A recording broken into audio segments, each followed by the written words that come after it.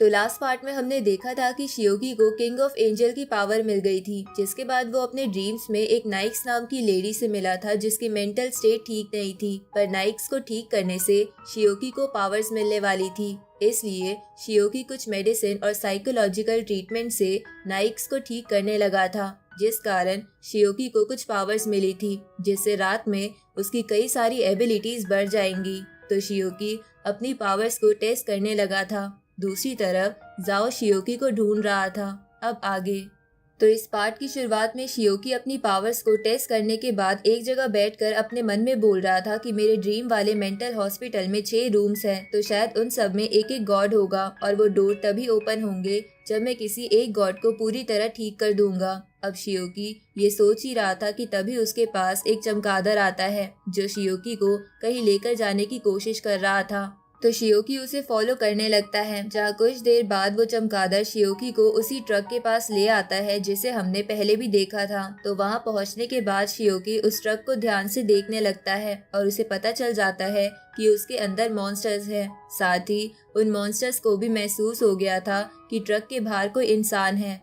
तभी वहाँ वो ट्रक ड्राइवर आ जाता है और शियोकी से पूछता है कि क्या वो एक नाइट वॉचमैन है, पर शियोकी को इस बारे में कुछ नहीं पता था। तभी वो ड्राइवर एक डेमोनिक वेपन निकाल लेता है और सभी मॉन्स्टर को भी ट्रक से बाहर बुला लेता है। ये देखकर शियोकी भी एक आयरन रॉड ले लेता है। अब वो सभी मॉन्स्टर शियोकी पर अटैक करने लगते हैं, पर शियोकी काफी आसानी से सभी मॉन्स्टर को मार रहा था।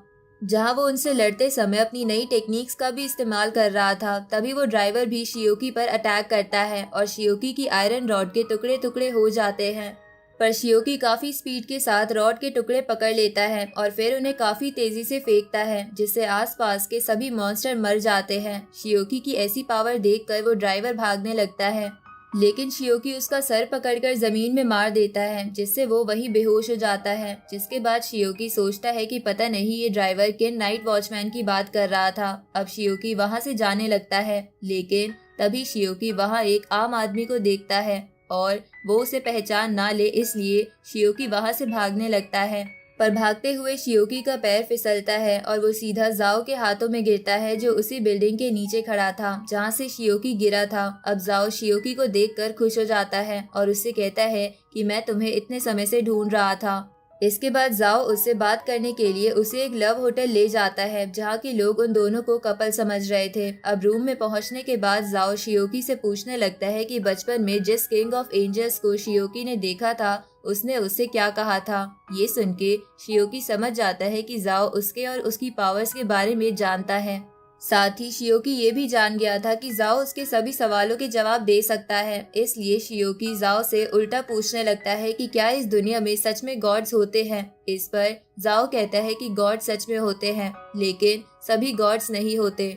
ये सुनकर शियोकी इसका मतलब पूछता है, तो जाओ बताता है कि 1920 में एक स्ट्रेंज फॉग ने पूरी दुनिया को घेर लिया था और सिर्फ डेक्सिया ही ऐसी कंट्री थी जहां वो फॉग नहीं आया। तो हमारे कंट्री के साइंटिस्ट इसका रीजन ढूंढने लगे, जहां ढूंढते हुए उन्हें उस फॉग में एक बहुत बड़ा ड्रैगन दिखा, जिसका जिक्र पुरानी भगवानों की किताबों में भी था। साथ ही उन साइंटिस्ट ने उसी दौरान कुछ कंट्रीज के गॉड्स को भी देखा था, जैसे किंग ऑफ एंजल मिशेल और फॉलन एंजल लूसीफर। ये सब सुनकर शियोकी को इन बातों में और इंटरेस्ट आने लगता है।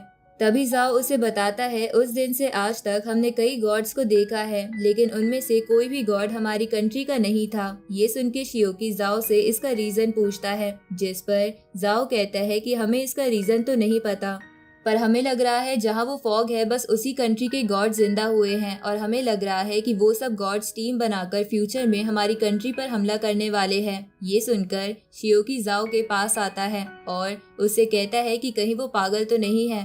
तभी सीन शिफ्ट होता है और हम वो ड्राइवर वाली जगह देखते हैं जहाँ वो नाइट वॉचमैन आ जाते हैं और देखते हैं कि उनके वहां पहुंचने से पहले ही किसी ने सभी को मार दिया है और सिर्फ वो ड्राइवर ही वहां जिंदा बचा है। साथ ही उस ड्राइवर से उन्हें पता चल जाता है कि उन मॉन्स्टर्स को मारने वाला एक यंग लड़का था और उसके पास किंग ऑफ एंजल की पावर थी। तो ये जानकर उन नाइट वॉचमैन में से एक अपने कैप्टन को कॉल करके बता देता है कि किंग ऑफ एंजल की पावर्स किसी को मिल गई है। ये जानकर वो कैप्टन भी हैरान था। तभी वो नाइट वॉचमैन उससे कहता है कि एंशिएंट गॉड चर्च के लोग भी यहाँ आने वाले हैं, इसलिए तुम तैयार रहना क्योंकि हमें उस लड़के को ढूंढना होगा। इधर शियोकी जाओ से पूछता है कि वो उसे इतने समय से क्यों ढूंढ रहा था। इस पर जाओ बताने लगता है कि जब से वो फॉग अपीयर हुआ है तब से ऐसे कुछ बच्चे पैदा होते हैं जिनके पास अनोखी ताकतें होती है, जिन्हें हम टैबू पावर्स कहते हैं, जो 6 लेवल्स में डिवाइडेड है।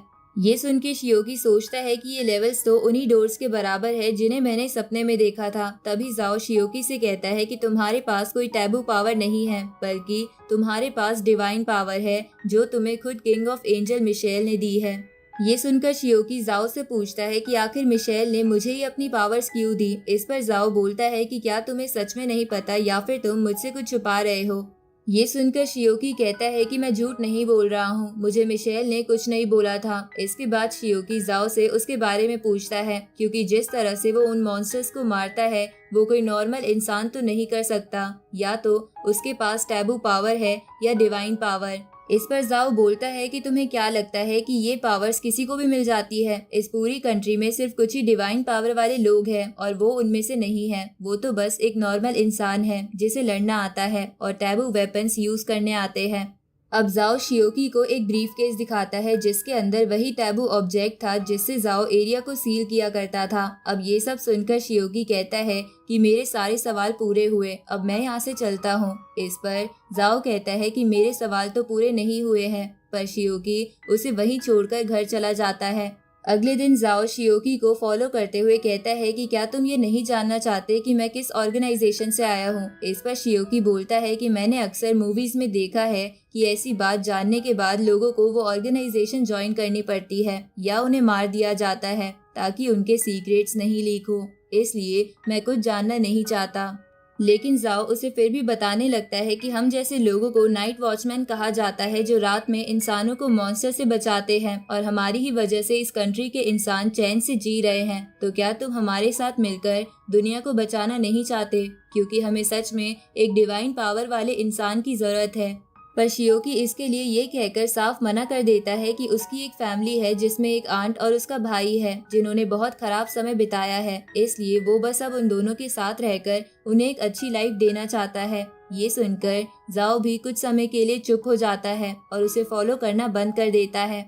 इसके बाद शियोकी नाइक्स को ठीक करने के लिए उस हॉस्पिटल से बाहर ले आता है जहां अब नाइक्स की हालत 6% ठीक हो गई थी। दूसरी तरफ जाओ को उसके सीनियर से ऑर्डर मिलते हैं कि शियोकी उनके लिए बहुत जरूरी है, इसलिए उसे लाना ही होगा, चाहे फिर ताकत का इस्तेमाल ही क्यों ना करना पड़े। अब सीन शिफ्ट होता है और हम उसी आदमी को देखते हैं जो एंशिएंट चर्च से था। वो आदमी कई सारे मॉन्स्टर के पास आता है जिन्हें जेल में कैद कर रखा था, जिसके बाद वो उनकी तरफ एक डेमोनिक आइटम फेंकता है जिसे जैसे ही एक मॉन्स्टर खाता है वो काफी बड़ा और स्ट्रॉन्ग हो जाता है। फिर वो आदमी बहुत सारे डेमोनिक आइटम उन मॉन्स्टर की तरफ फेंक देता है जिससे वो सभी काफी बड़े और स्ट्रॉन्ग हो गए थे। दूसरी तरफ शियोकी वापस घर आ जाता है और देखता है कि जाओ भी उसके घर में ही है। तो शियोकी जाओ को अपने रूम में लेकर जाता है और उससे पूछता है कि वो यहाँ क्या कर रहा है और उसे उसके घर का एड्रेस कहाँ से मिला। इस पर जाओ कहता है कि मैंने तुम्हारे बैग में एक ट्रैकर लगा दिया था जिसकी मदद से मैं यहाँ आया हूँ।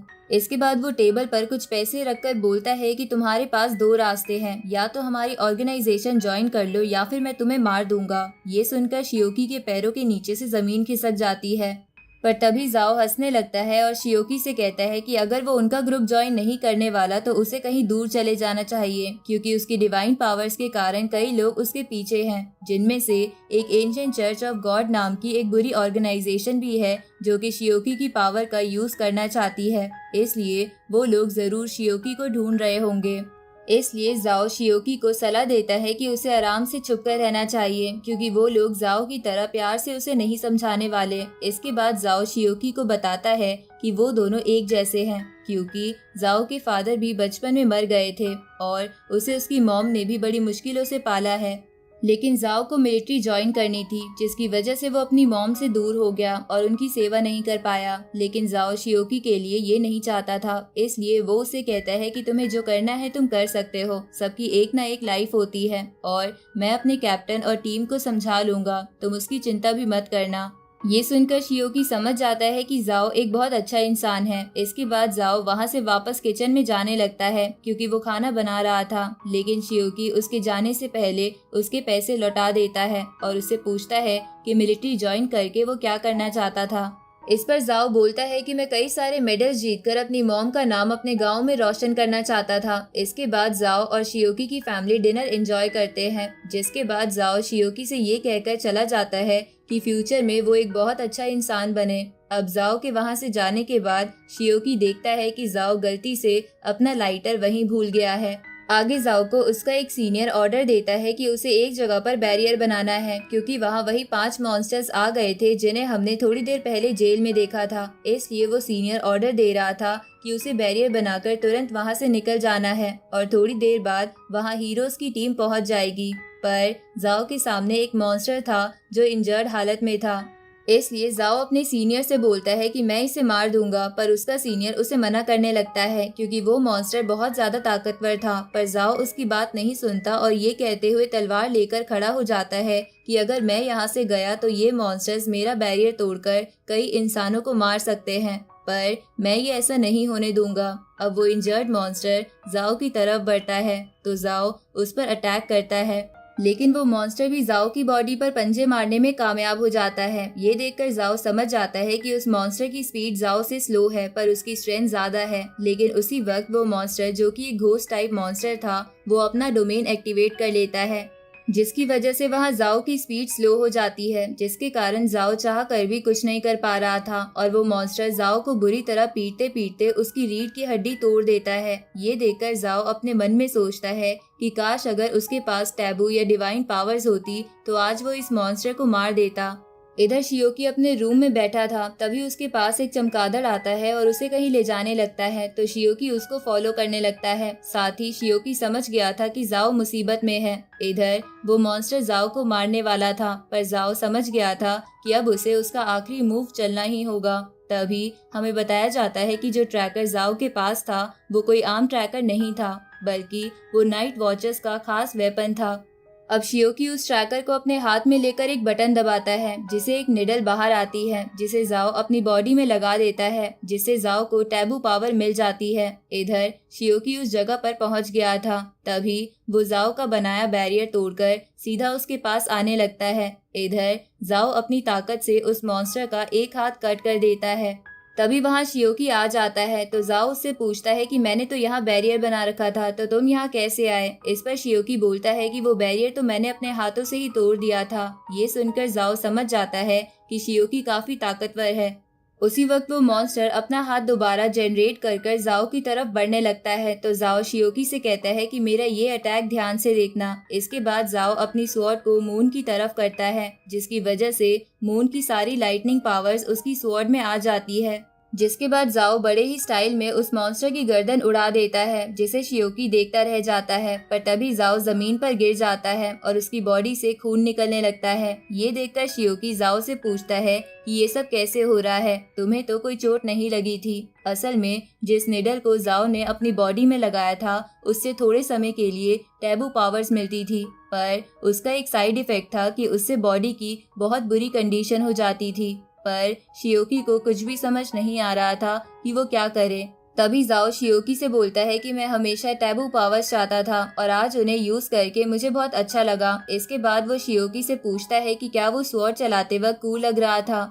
इस पर शियोकी हाँ करता है। तभी जाओ अपनी सिगरेट को मुंह में लगा लेता है तो शियोकी उसे जलाने लगता है, पर उसके सिगरेट जलाने से पहले जाओ अपना दम तोड़ देता है। ये देखकर शियोकी रोने लगता है और चिल्लाते हुए कहता है कि जिन लोगों को तुम इतने समय से बचा रहे थे आज तुम्हारे इस दुनिया में ना होने के बारे में क्या उन्हें पता भी है, तो फिर क्यों तुम हीरो बनकर उन लोगों को प्रोटेक्ट कर रहे थे। तभी शियोकी के इतने गुस्से की वजह से उसकी गॉड्स पावर एक्टिवेट हो जाती है और वो हवा में उड़ने लगता है। इधर वो मॉन्स्टर अपना हेड फिर रीजनरेट कर लेता है और शियोकी की तरफ बढ़ने लगता है, लेकिन उसे टच करते ही वो दूर जाके गिरता है।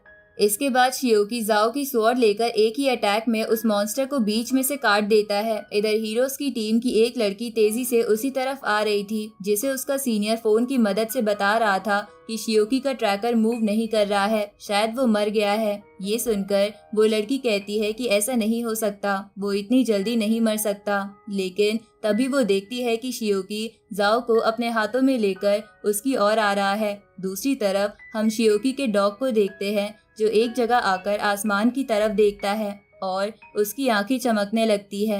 अब इसी के साथ ये पार्ट यहीं ख़त्म होता है।